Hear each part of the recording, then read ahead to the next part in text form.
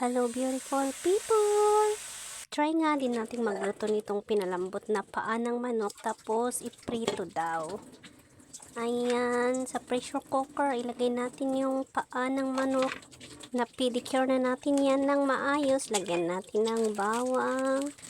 And then cubes, nor cubes. And dahil hindi tayo maglalagay ng fresh na luya, powdered na luyang dilaw na lang guys. Paminta din, tsaka toyo. And then, maglagay din tayo ng kaunting suka. And then, lunurin natin sa tubig. Tapos, isalang na natin sa apoy. At kapag nag-umpisa na siyang kumulo, ay urasan natin ng 2 oras, no?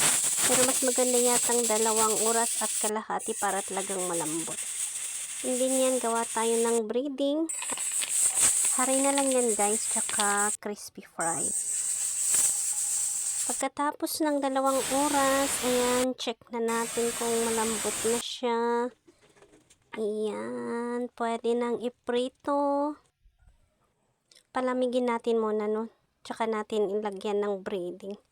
Pero hinay-hinay lang para hindi magkalasog-lasog kasi malambot na nga pati yung buto.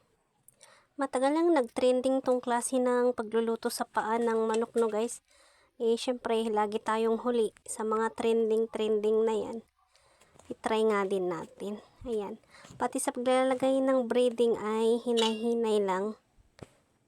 Para ma-maintain pa natin yung buo na paa, no? Yan, habang kinukoat pa yung iba, magpainit tayo ng mantika. Oh well. Then, kapag mainit na, ilagay na natin ang paa ng manok. Paunti-unti lang paglagay natin guys para hindi sila magkadikit-dikit and maluto ng maayos, no? Maging crispy yung paa. Yun, para mas lalong lumambot yung buto niya. Ayan, iahon na natin sa kahirapan. And then, tikman natin kung talagang legit na malambot, no guys. Yan, tikim-tikim na ang person. Yan, okay naman siya guys, malambot. Nahin natin yung fingers.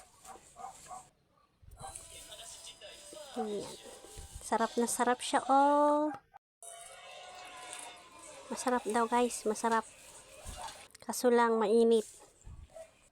Ayan, iprito pa natin yung ibang natira. Pero yan, habang naluluto, nauubos naman. Yan guys, thank you for watching. Have a nice day.